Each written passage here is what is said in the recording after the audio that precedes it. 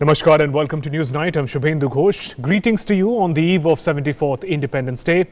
President Ram Nath Kovind addressed the nation this evening, highlighting how India and Indians have responded with strength, determination and resolve to every challenge from pandemic to border security. We will be tracking leading stories in India and across the world in the show up ahead. In a big international development, Israel and United Arab Emirates UAE have reached a historic deal to normalize relations. We will talk about the implications of this historic deal, all that and much more in the show up ahead. First, the headlines.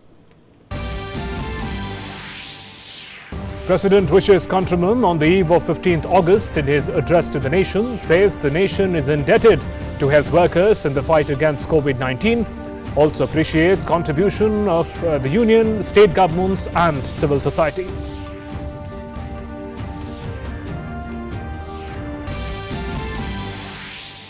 President Kovind remembers martyrs of Galwan Valley, says some in our neighborhood tried to carry out misadventure of expansionism, adds that we are capable of giving a befitting response.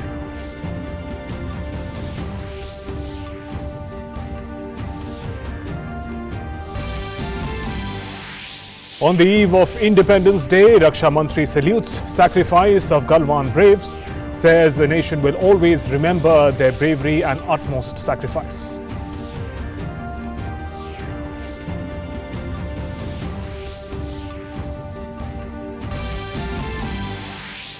President approves 84 awards and decorations for armed forces personnel and members of paramilitary forces. Awards include 1 Kirti Chakra, 9 Shaurya Chakras.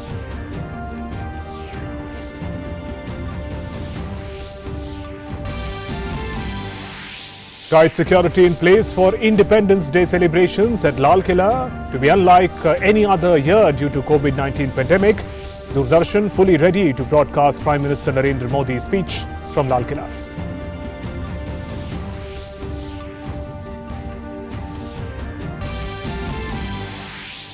Chief Minister Rajasthan Ashok Gehlot led Rajasthan government wins vote of confidence in the State Assembly.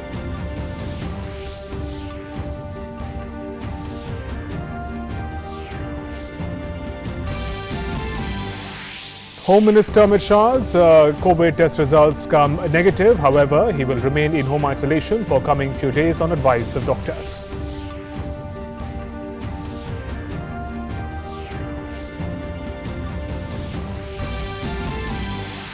India marches ahead with Atmanirbhar Bharat vision, establishes its global position with export of 23 lakh PPEs kits in 1 month only. Union government also distributes more than 1.28 crore PPEs to states and union territories. And India welcomes normalization of ties between UAE and Israel. MEA says both nations are key strategic partners of India.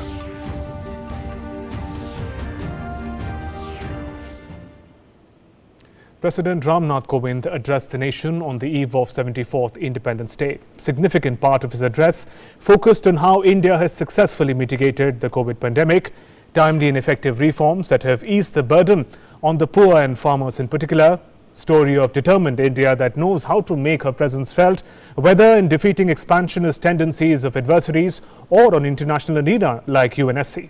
Here's more. As much a saint as a political leader, Mahatma Gandhi was a phenomenon that could have happened only in India. His quest for equality and justice is the mantra for our republic.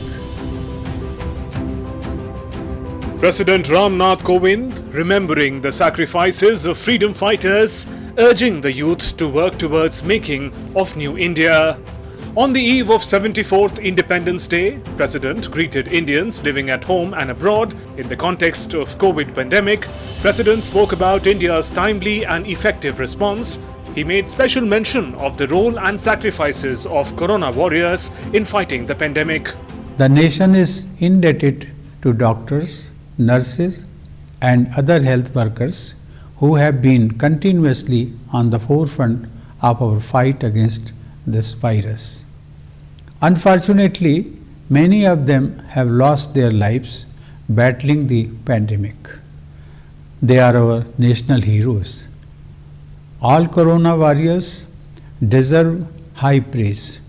They go much beyond their call of duty to save lives and ensure essential services. These doctors, health workers, members of disaster management teams, police personnel, sanitation workers, delivery staff, transportation, railway and aviation personnel, providers of various services, government employees, social service organizations, and generous citizens have been scripting inspiring stories of courage and selfless service. President Kovind appreciated efforts of the government in protecting life and livelihood amidst the pandemic, highlighting the importance of Garib Kalyan Yojana for the poor.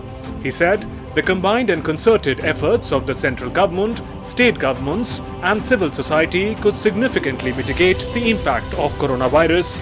He added that the efforts are on to rebuild the economy. By introducing Pradhan Mantri Garib Kalyan Yojana, the government has enabled crores of people to earn their livelihood and mitigate the impact of job loss, dislocation and disruption caused by the pandemic.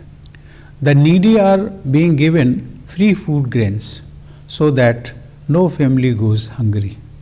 The largest free food distribution program in the world has been extended till the end of November 2020 to provide succor to about 80 crore people every month.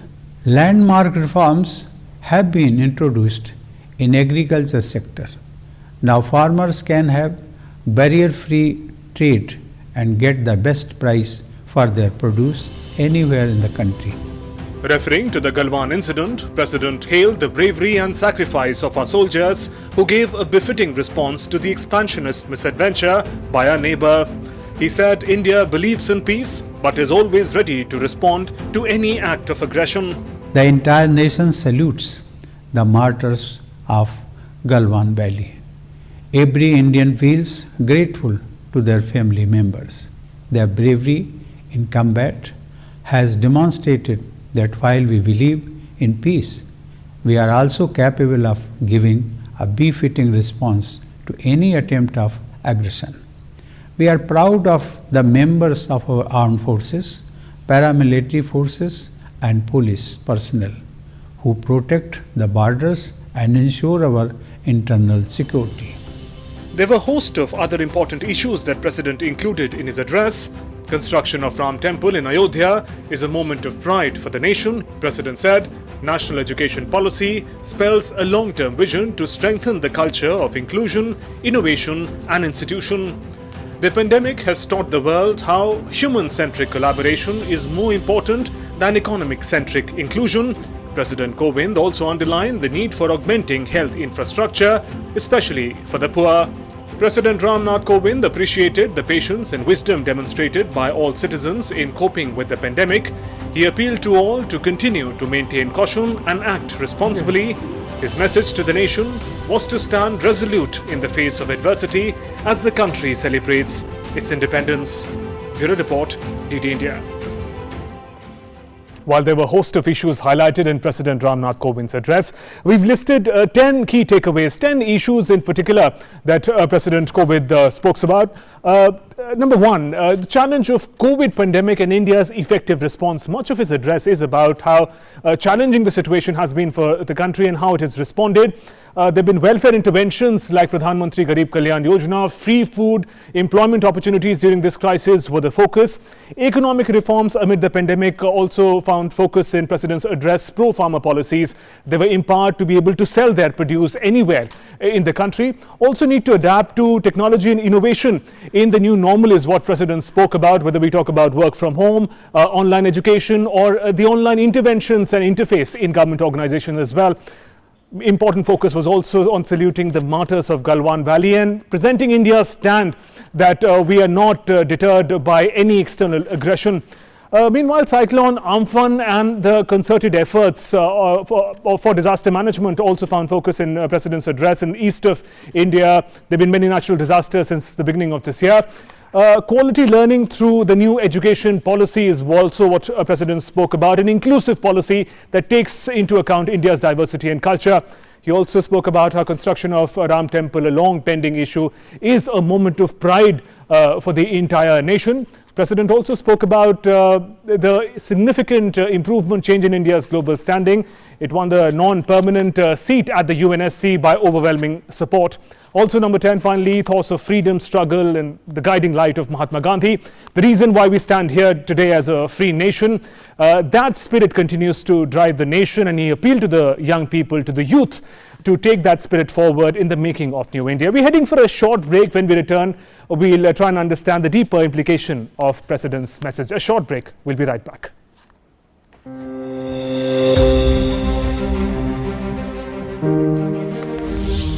Hindustan एक ऐसा मुल्क है, अनेक प्रकार के लोग रहते हैं, बहुत से अलग अलग मजहब है, अलग अलग जाति है और अलग अलग हमारा पोशाक है, अलग अलग हमारी जबान है।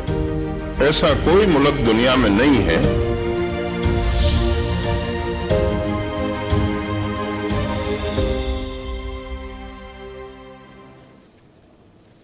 Welcome back. You're watching News Night, and we're here to discuss President's address. The issue in focus, how this address is about turning crisis into opportunity. That's the issue in focus this evening. President's address, turning crisis into opportunity. The senior journalist, editor, organizer, Mr. Praful Ketkar, is joining us this evening to talk about it. That's the issue in focus this evening.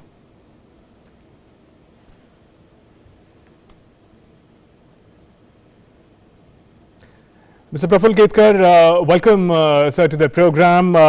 Now, if we talk about the President's address, the tradition, it talks about the journey of the nation so far, the vision for the road ahead. In that sense, how do you see the address delivered by the President?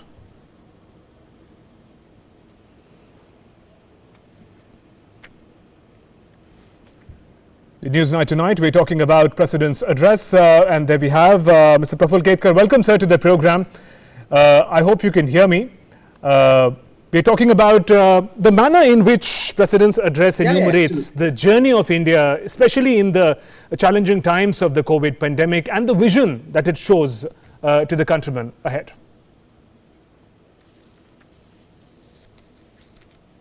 Yes, see, this address and the way we are celebrating our Independence Day this year during this corona crisis. So it was expected that President in his address to the nation would focus much of his points related to the way we have handled the entire crisis. What I found interesting is the way he referred to all the corona warriors as service warriors. He coined a new term called Seva Yuddha. So I think it is a very innovative way to give them the credit.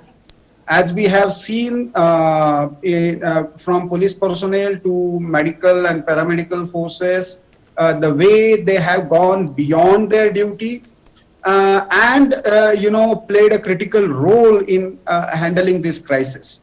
Not just that, the way we have prepared ourselves as far as the infrastructure facilities are concerned, that is also remarkable. And as Honorable Rashtrapati ji rightly mentioned, the way we have responded to this entire crisis as a society is also, a kind of example to the world, where common people turned into a warrior to fight against corona. So all these dimensions were addressed during Rashtrapati's right, Prafulji, you're right. When we talk about how the society came together as a unit to fight the challenge of COVID-19, but we also understand the impact of the pandemic is different on different socioeconomic groups. And President highlights that aspect when he talks about Garib Kalyan Yojana and its impact, providing free food to people who perhaps have lost their livelihood, they've lost their homes, they're stuck somewhere outside of their home state. So that becomes crucial. The manner in which specific intervention is done for specialized groups, for poor people, for farmers, that makes India's mitigation an example for the world. Yes, see, if you carefully analyze the address given by the president, he has in a way accepted the fact that various groups are facing the problems of different degree and magnitude due to the corona crisis and the policy measures related to lockdown that were adopted by the government. But at the same time, the way the government and the society has responded to this crisis, and the way we have, whether the way one nation, one ration kind of innovation that we have worked out, the way we have utilized this time to enhance our abilities to produce even better in our agriculture sector. Right. Our exports have gone higher in terms of agriculture thing. As President rightly mentioned, the way we have turned into a kind of medicine and medical equipment supplier for the international community. Turning crisis into an opportunity. Yes, that is so we have and we have addressed the issues of different groups in different ways. See, initially, like for example, starting any kind of train was considered as disaster, but the way we have thought of, the way people started moving and the way we thought of Shramik Kalyan trains, moving around 1 crore population from one place to another to mitigate the crisis, it is not a joke in a country like India. And Prafulji, is also interesting. So we address the issues of different people. Prafulji, it's also interesting how, talking about the COVID pandemic, India's mitigation efforts, he talks about the vision of Vasudhaiv Kutumbakam when India reaches out with aid for other countries who are perhaps do not have the capacity to deal with the pandemic. And then he moves also to that vision of Vasudhaiv Kutumbakam versus challenging the expansionist tendencies of a nation in the neighborhood, and how India is also capable of thwarting such act of aggression. Absolutely. See, we not just dealt with China in military terms, but the way we have been handling, the things on border and around the border diplomatically on the global stage is really remarkable. It's absolutely understandable that Honorable Rashtrapati, being the chief of all our armed forces, so on Independence Day Eve he remembered the soldiers. But beyond that, I think our entire Ministry of External Affairs, PMO, the way we have handled entire Chinese scenario today, it looks like China, barring Pakistan, there is no takers for Chinese position either related to the spread of corona or the way China is behaving either on Ladakh border or South China Sea or East China Sea on Japanese side. The way Uyghur issue is being raised on the UN forum, all these things clearly show that China is getting isolated. And while doing so, what we have done remarkably well is that we have bridged the gap in terms of infrastructure development. See, we have almost on the verge of completing 66 major road projects in Eastern Ladakh sector. 6 major bridges, crossing over bridges are about to be completed. A renewed focus on self-reliance are being constructed. And the vision of Atmanirbhar. We are going ahead and we are not, boggling down under the Chinese pressure. That is really remarkable. Right, and Prafulji, the host of issues, but there's limited time. One particular theme that President said we must all think about as a vision for the future, human-centric collaboration for India and the world. as an alternative to economy-centric inclusion. How significant is that point, according to you? See, it's a different approach, and Corona has forced us to think about this approach. Right. Till now, the world was thinking about the global market, the supply chain, the mechanization-oriented economy. But here now we have shown the world that there can be a different way to think about, where world can be seen as a family. The interdependence cannot be at the expense of each other's exploitation. Right. It has to be based on dignity, and therefore the interdependence has to be with respect and dignity. From global market to global family is the mantra that Bharat is giving to the world. Right.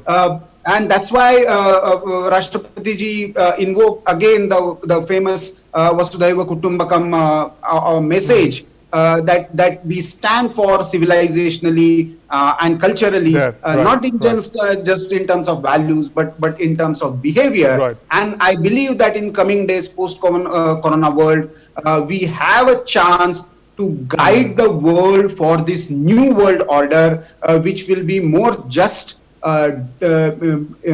amicable, peaceful, and distributive. Hope that this Independence Day we should take a resolve to increase our capabilities on the lines of Atmanirbhar Bharat. Absolutely, a lot of really food for thought to take the world in this direction from global market to global family. Right, Prafulji, thanks very much for joining us for this input. All eyes will be, of course, on Prime Minister Narendra Modi when he unfurls the national flag at the Red Fort and presents his address and vision for the nation. Thanks very much for joining us for this discussion. Thank you. And Prime Minister Narendra Modi will lead the nation in celebrating 74th Independence Day at the majestic Red Fort tomorrow. On his arrival in the front gates of Lahore Gate of Red Fort, Prime Minister Modi will be received by Raksha Mantri Raj Nath Singh. He will then inspect the Guard of Honor. The contingent will comprise of one officer, 24 men each from the Army, Navy, Air Force and Delhi Police. After inspecting the Guard of Honor, Prime Minister Modi will proceed to the ramparts of the Red Fort and will unfurl the national flag. Major Shweta Pandey will assist Prime Minister in unfurling the national flag. This will be followed by a 21-gun salute fired by the valiant gunners of the elite 2233 Field Battery. The National Flag Guard, comprising 32 men and one officer each from the Army, Navy, Air Force and Delhi Police, will be present. Rashtriya salute at the time of unfurling of the national flag by the Prime Minister will take place. After unfurling the flag, Prime Minister Modi will address the nation. And those were some of the key events, how they'll proceed. President Ram Nath Kovind, who is also the Supreme Commander of the Armed Forces, has approved 84 awards and decorations to the Armed Forces personnel, members of the paramilitary forces. The awards include 1 Kirti Chakra, 9 Shaurya Chakras, 5 Batu Sena Medals, Gallantry, 60 Sena Medals, Gallantry, 4 Now Sena Medals, Gallantry, 5 Vayu Sena medals, Gallantry, have also been announced. President has also approved 19 mention in dispatches to the Army personnel for their significant contribution in different military operations, which include 8 posthumous for Operation Meghdoot and Operation Rakshak. And these are also about the 84 Gallantry awards that have been announced. 60 Sena medals, Gallantry. 4 Sena medals, Gallantry, have been announced by President Ram Nath Kovind. 5 Vayu Sena medals, Gallantry, have been announced. Also, President has approved 19 mentioned in dispatches to Army personnel. And prestigious Shaurya Chakra also announced for 3 Armed Forces personnel for showing exemplary courage while fighting terrorists in Jammu and Kashmir. These 3 Armed Forces personnel include Havaldar Alok Dubey, Major Anil Oates, Lieutenant Colonel Krishna Singh Rawat.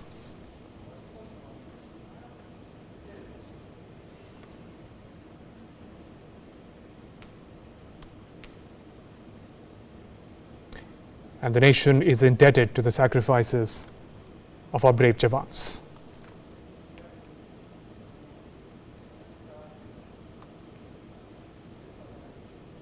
Raksha Mantri Raj Nath Singh on Friday appreciated the positive role of armed forces in keeping the nation secure. In a series of tweet messages, Raksha Mantri said, "On the eve of India's Independence Day, I salute the indomitable courage of brave soldiers of our armed forces who are selflessly serving the nation. Their unmatched courage, patriotism has ensured that our country is safe. In my message to the armed forces, I share my appreciation for their positive role in keeping our nation secure. Our government is leaving no stone unturned to strengthen the armed forces and ensure welfare of their families and ex-servicemen."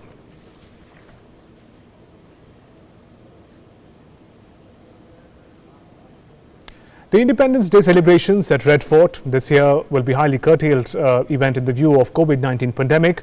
More than 3,000 school children used to participate every year, but this year they will not be present at the Red Fort. However, nothing is likely to dampen the spirit of independence, as always. The Independence Day celebrations at the Red Fort this year will not be like any other. Due to the COVID-19 pandemic, the Delhi police has advised invitees for the Independence Day function at the Red Fort to refrain from attending it if they have experienced any COVID-19 symptoms within 2 weeks before the event and haven't got tested.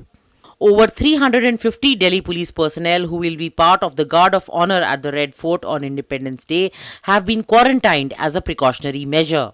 These personnel of the force are from all ranks, from a constable to the Deputy Commissioner of Police. All have been quarantined at a newly built police colony in Delhi cantonment. The guest list too is likely to be pruned and children wearing clothes resembling the tricolour will be missing this year. Yet 500 NCC cadets will be present. However, there will be no change in the security arrangements and they will be as stringent as they are every year. The police personnel involved in frisking would also be donning personal protection equipment or PPE kits. A multi-layer security ring including NSG snipers, elite SWAT commandos and kite catchers will be placed around the Red Fort, from where Prime Minister Narendra Modi will address the nation on the 74th Independence Day.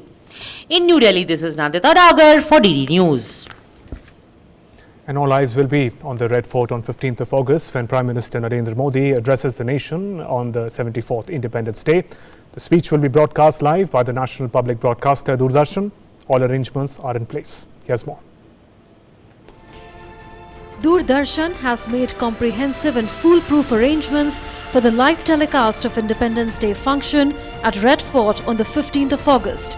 24 high-definition cameras have been deployed at various points.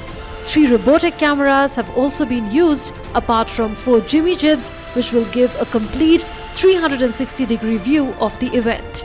To beam it live to the nation and abroad, 2 DSNGs and several OB vans are in position.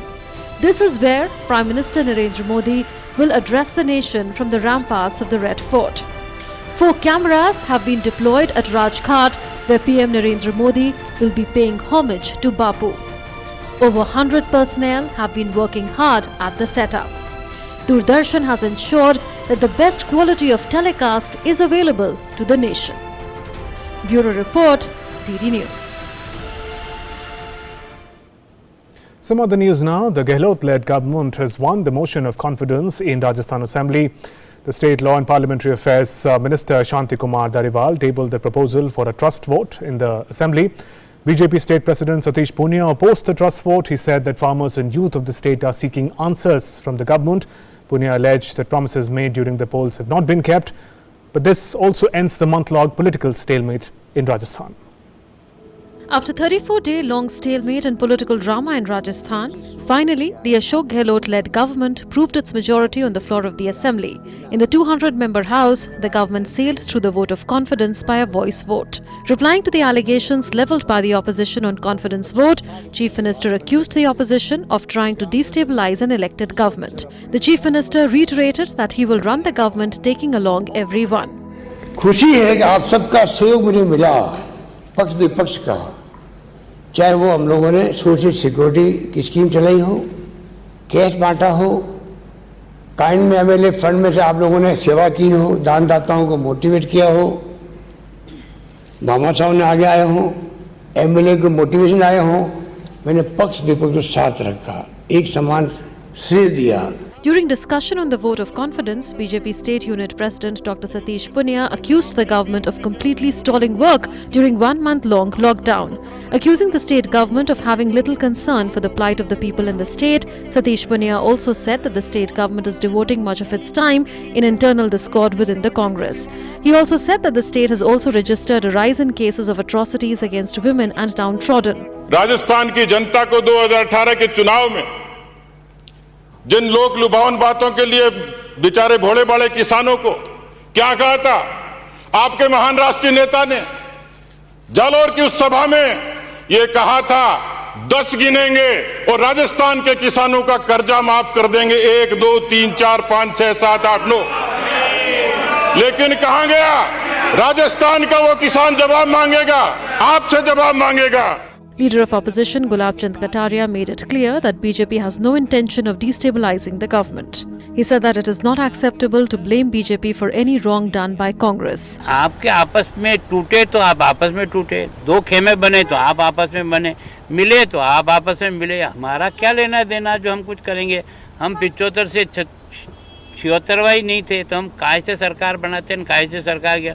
हम तो आपका नाटक पहले से ही देख रहे थे और लास्ट में देखा जो कुछ भी हुआ वो तो भुगता तो जनता ने. न तुम्हारा कुछ बिगड़ा इस ग्रुप का, न उस ग्रुप का कुछ बिगड़ा, लेकिन उस जनता का क्या हुआ जो 34 दिन तक जो है ना तुम्हारे दर्शन के लिए लालायित रही थी. Though the stalemate and political drama in Rajasthan may have come to an end, the internal and external challenges of Gehlot government have not lessened. With Dharmesh Bharti and Murari Gupta in Jaipur, News Night Desk, DD India. And let's now scan through some more news and updates from across the country. In Bihar, the flood situation continues to be grim, with floodwater affecting a population of 81 lakh in 1,303 panchayats in 16 districts. Buri Gandak, Kamla Balan and Punpun rivers are flowing above the danger level at many places. Darbhanga, Samastipur, Muzaffarpur and West Champaran are among the worst affected districts. 33 teams of NDRF and SDRF are carrying out relief and rescue works. 808 community kitchens are also being run to provide food to around more than 6,60,000 people. The condition of former President Pranab Mukherjee remains unchanged. According to the official medical bulletin by the Army Research and Referral Hospital, Pranab Mukherjee is under intensive care and continues to be on ventilatory support. His vital parameters are presently stable. Supreme Court held Prashant Bhushan guilty of contempt of court for his tweets against the judiciary. Taking suo motu cognizance, the court initiated contempt proceedings against him for his 2 separate tweets on Chief Justice of India Bobde and the Supreme Court. The court will hear the arguments on sentencing on the 20th of August. Maximum sentence can be 6 months in jail. The death toll in the landslide in Rajamala near Munnar climbed to 56 after NDRF personnel and the fire and rescue service team pulled out one more body of a child from the debris. Rescue mission is underway to locate people who went missing from the Pittumudi settlement in Rajamala near Munnar after the landslide hit the settlement on the night of last Thursday. Union Health Minister Dr. Harshvardhan inaugurated a blood donation camp dedicated to soldiers at All India Institute of Medical Sciences. The event was also attended by AIIMS Director Dr. Randeep Guleria. Hailing the efforts of COVID warriors, Dr. Harshvardhan expressed hope that India will win the battle against COVID-19. BJP National President JP Nadda laid the foundation stone for the construction of 9 district offices in Karnataka through video conferencing. While addressing a virtual rally, Nadda said that around 500 offices have already been built across the country and work is in progress to construct another 300, including those in Karnataka. Chief Minister B.S. Yediyurappa also took part in the event from his residence. And let's now look at some COVID-19 related updates from around the nation. India has conducted a record 8,48,728 tests for COVID-19 in a day, with an aim to achieve a daily target of 10 lakh. According to the Health Ministry, the cumulative figure of tests has now gone up to 2,76,94,416. Meanwhile, the total recoveries from COVID-19 have crossed 17.5 lakh. Successful implementation of testing aggressively, tracking comprehensively and treating efficiently has ensured a rising recovery rate of 71.17% in the country. India has exported 23 lakh personal protection equipment to 5 countries including the US, the UK and the UAE in July after the government relaxed export norms. The Health Ministry said that this has substantially helped the country position itself in the global market of these kits while creating opportunity to develop domestic market for production of medical equipment. Noted singer S.P. Balasubramanian is on life support at a private hospital in Chennai, where he is being treated for COVID-19. In a statement, the hospital said his condition had deteriorated last night and based on the advice of the expert medical team attending to him, he had been moved to the intensive care unit. He is currently on life support and his condition remains critical. In Jammu and Kashmir, the Vaishno Devi Yatra will resume from August 16th, nearly after 5 months. It was suspended as a precautionary measure amid the COVID-19 pandemic. The temple premises are being regularly sanitized following the safety protocols. A maximum of 500 pilgrims per day will be allowed, while registration would be online only. Earlier, J&K government had announced reopening of all religious places from the 16th of August as part of Unlock 3. However, religious processions and large gatherings remain prohibited. Kerala Chief Minister Pinarayi Vijayan and 3 other ministers went under quarantine after several officials including Malappuram SP and District Collector tested positive for COVID-19. The Chief Minister had interacted with the officials during the rescue operations at the site of Air India plane crash in Kozhikode. Tamil Nadu Chief Minister K. Palaniswamy flagged off LED screen mounted vehicles to broadcast short films and launched a drive to distribute pamphlets to create awareness on coronavirus among the people. The awareness campaign has been inaugurated by 30 small-size cargo vans with big screens, while 2 vehicles would be deployed in each of the 15 zones of the city. Tamil Nadu's Health Minister C. Vijaya Bhaskar has appealed to people who have recovered from COVID-19 to come forward and donate plasma. Speaking at the Organ Donation Day awareness event in Chennai, the minister appealed to those who've recovered from coronavirus to donate plasma 14 days after their recovery. On to our next big story. In a major diplomatic breakthrough, UAE became the first Gulf country and the third in the Arab world to establish diplomatic relations with Israel. A joint statement from United States, Israel and the UAE said that this historic diplomatic breakthrough will advance peace in the Middle East region, is a testament to the bold diplomacy and vision of the 3 leaders of the 3 countries and the courage of United Arab Emirates and Israel to chart a new path that will unlock great potential in the region. US President Donald Trump called the accord between Israel and United Arab Emirates historic and a breakthrough towards peace. India has also welcomed Israel-UAE deal in the interest of peace and stability in the region. This is a truly historic moment. Not since the Israel-Jordan peace treaty was signed more than 25 years ago has so much progress been made towards peace in the Middle East. Now that the ice has been broken, I expect more Arab and Muslim countries will follow the United Arab Emirates lead. As soon as US President Donald Trump made the announcement on Thursday related to the Israel-UAE peace deal, where Israel has agreed to suspend applying sovereignty to areas of the West Bank that it has been discussing annexing, a flurry of reactions followed, even as Tel Aviv City Hall lit up in UAE colours. Crown Prince of Abu Dhabi, Sheikh Mohammed bin Zayed said Israel has agreed to stop further annexation of Palestinian territories and a roadmap will be chalked out to have full bilateral relations and joint cooperation. The UAE is the first Gulf Arab state and the third Arab nation after Egypt and Jordan to announce active ties with Israel. Egypt's President Abdel Fattah el-Sisi tweeted in Arabic saying he followed the tripartite statement between the US, UAE and Israel regarding the agreement with great interest and appreciation, which aims to achieve prosperity and stability for the region. India too welcomed the tripartite announcement in the context of peace and stability in West Asia. India has consistently supported peace, stability and development in West Asia, which is its extended neighborhood. In that context, we welcome the full normalization of ties between UAE and Israel. Both nations are key strategic partners of India. India continues its traditional support for the Palestinian cause.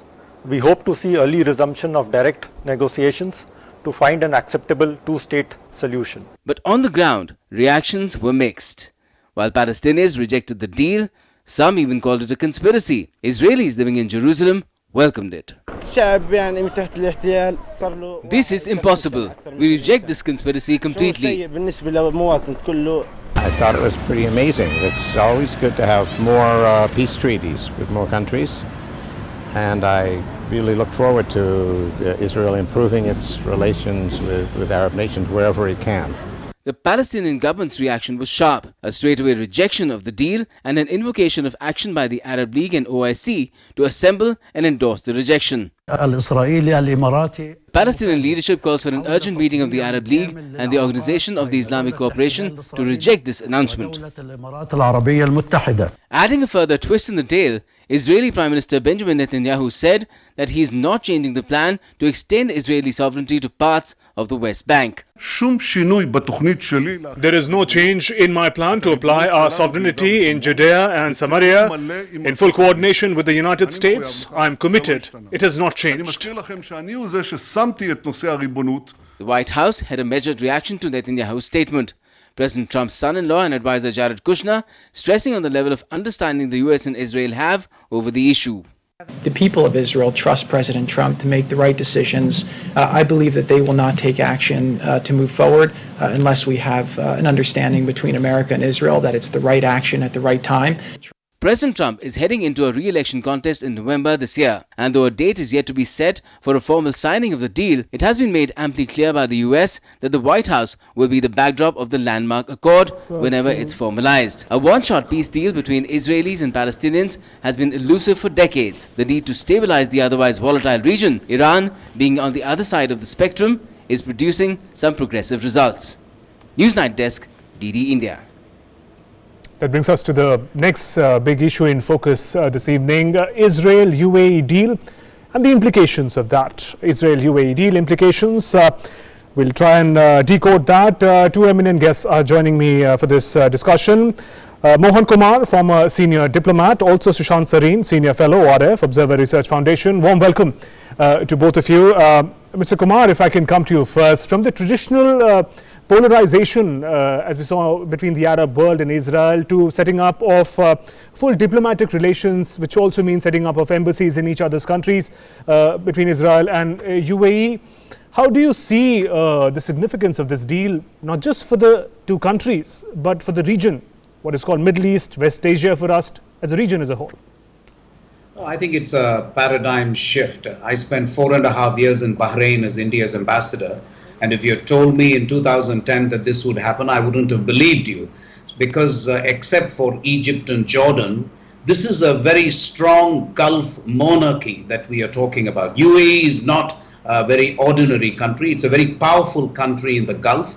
And for them to go against the 2002 Arab peace plan, which said Israel has to withdraw from all occupied territories in order for Arab countries to recognize the existence of Israel. It is the existence of Israel that is at stake here. So for now, the UAE to do this is a big deal. But in several ways, this was a long time coming, because many of these countries already had covert links with Israel. In that sense, you could argue that this is a mere formalization of what was already happening between the two countries. But the relationship between UAE and Israel cannot be underestimated. There could be a lot of cooperation in counterintelligence, cooperation in agriculture, technology, and so on. So I think it is a big deal. What you have to watch carefully is what Saudi Arabia does, because Saudi Arabia is customarily the country which is the custodian of the two mosques. So we'll have to watch closely what Saudi Arabia does. But to answer your question, it's a big deal. We'll come to that, Mr. Kumar. Sushant Sareen, if I can come to you. Now, any development in the Middle East, one tries and understands what bearing it has on the outstanding issue of the Israeli-Palestine conflict. This development, what are the implications for the two nations, especially because the issue of West Bank and Israeli demands there, that issue is not very clear as of now. It is said that it's suspended their own demands in the West Bank region, but Israeli Prime Minister does say that that issue is not completely over. It's just at the back burner for now. Yeah, clearly, because I think while I agree with what Ambassador Mohan Kumar is saying about this deal, it is a landmark deal, it is a historic deal, but there are going to be a number of steps going forward before full normalization of relations can take place.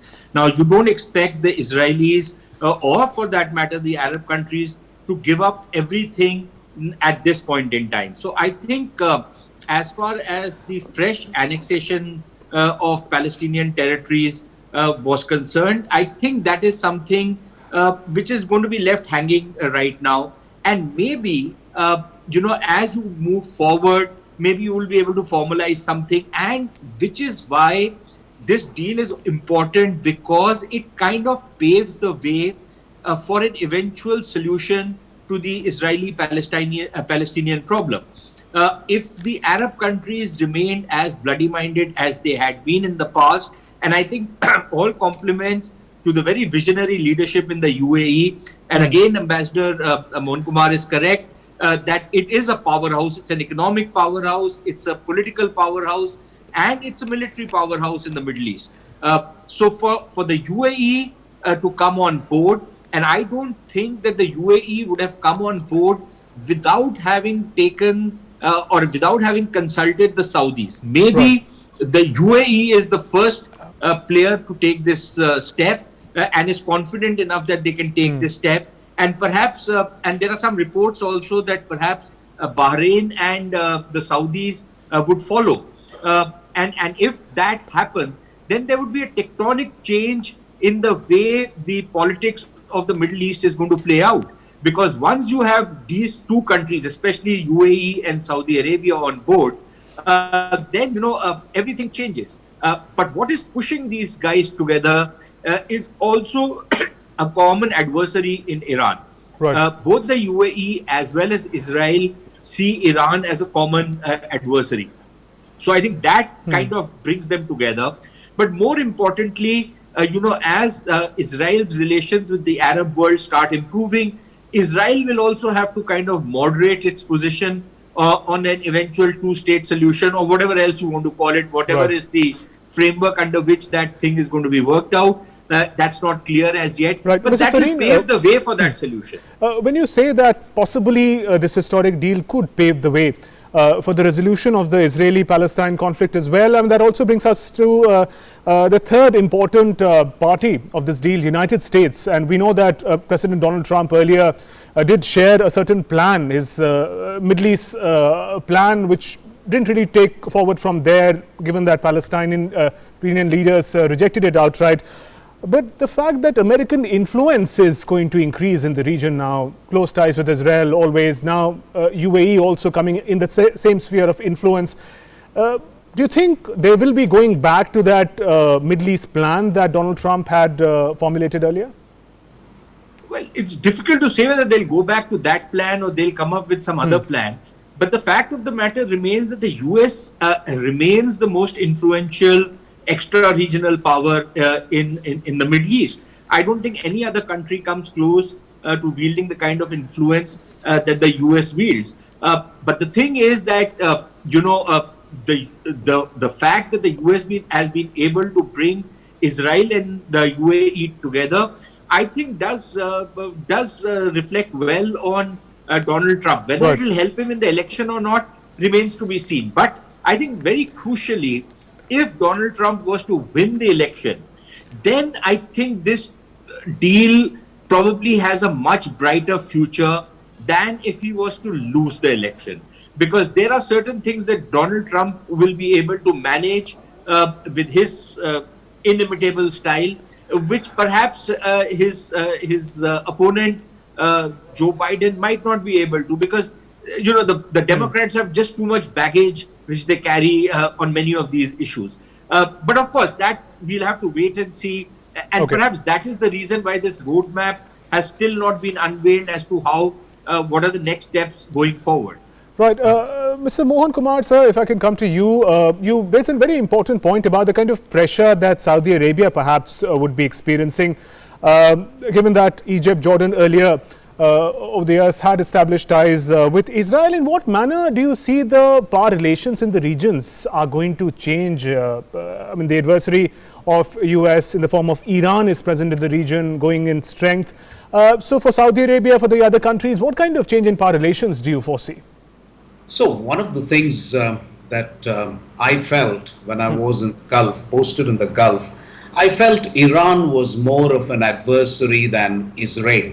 So if this deal is already, Bahrain has welcomed it, Oman has welcomed it. I'm just waiting for the Saudi reaction, and certainly one of the interpretations is what Mr. Sareen said, which is the UAE could be acting on behalf of the Saudis. The Saudis, the clerics in Saudi Arabia are more likely to react very, very emotionally to this kind of a decision. So the Saudis maybe have egged on the UAE to do this. But to answer your question, Iran becomes the adversary, Israel becomes less of an adversary. My concern would be for the two-state solution.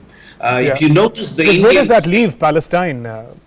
No, that is what I'm coming to. The Palestinians have clearly said they've been blindsided. They have accepted that this has taken them by surprise, and the Palestinians have rejected this agreement and said this is not something they accept. But what is happening in the Middle East, frankly, for a long time, especially in the Gulf, is that there has been fatigue on the Palestinian issue. There has been a lot of fatigue on the part of the Gulf monarchies when it comes to the Palestinian issue. They're a little bit sick and tired of it, frankly. So their concern is we have to get on with the region. We need peace, development, and stability in the region. UAE believes that. Saudi Arabia believes that. The oil prices have crashed. There are economic difficulties. These have taken center stage as opposed to the traditional whipping up of support for the Palestinian issue. So in that sense, you could argue this has actually put the Palestinians on the back foot. Right. But as Mr. Sareen says, we will have to see the outcome of the elections. My last point is, in any case, this is also something which derives from domestic politics in Israel. Bibi is under pressure. He's got a corruption case. I don't think he could have gone on to do a lot more settlements. It would have invited a lot of international attention, which is adversarial. So he has made virtue out of a necessity by saying, I'm going to have a moratorium on settlement. He's not saying I'm going to roll back settlement. He says I'll have a moratorium on fresh settlements. In return, UAE, which is a very significant country, recognizes Israel. So in that sense, I see both UAE, Israel having gained from this deal. Right. Mr. Sareen, if we talk about the implications for India, in a statement India has said it welcomes the deal, the pact, in view of stability and peace in the region. India thankfully enjoys excellent relationship with both the nations, Israel and UAE, a great rapport between the leaders of these nations. How do you see the impact on India when these two close allies also come together among themselves? Allow me to just say a word on the Palestinian issue. You know, one of the tragedies of the Middle East has been that the Palestinians have had a terrible track record of missing the bus every time a historical opportunity has presented itself. And I can understand the reasons why, because they have always been so charged about what is happening in that area, that, they can't see that they might be getting a good deal and to grab it and move forward from there. So in that maximalist kind of a position which they take, they tend to lose out. And as Ambassador Kumar is saying, what is happening is that the kind of the kind of boredom and the kind of I'm not getting the word, but fatigue is what tired of. There's a fatigue factor. That's the word I was looking for. There's a fatigue factor, and I think that the Palestinians, rather than outrightly rejecting this deal, need to welcome it and see how they can get what they require or whatever they can get out of this particular deal. On the India factor, I think it makes life a little easier for us. Until now, there was a kind of a triangle between which we were trapezing. So, for example, there was Israel on one side, there were the Iranians on the other, and the Arabs on the third side of the triangle. Now, it's basically a single line. So, we have to now balance between Iran on one side and maybe the Arabs and the Israelis on the other side. So, it makes our it gives us greater room for maneuver. And because we have very good relations with both the UAE as well as with Israel, I think we would stand to benefit from what has happened yesterday. And going forward, if the Saudis and some of the other Gulf states also join in, then I think it augurs well for our diplomacy and for our outreach into the Arab world.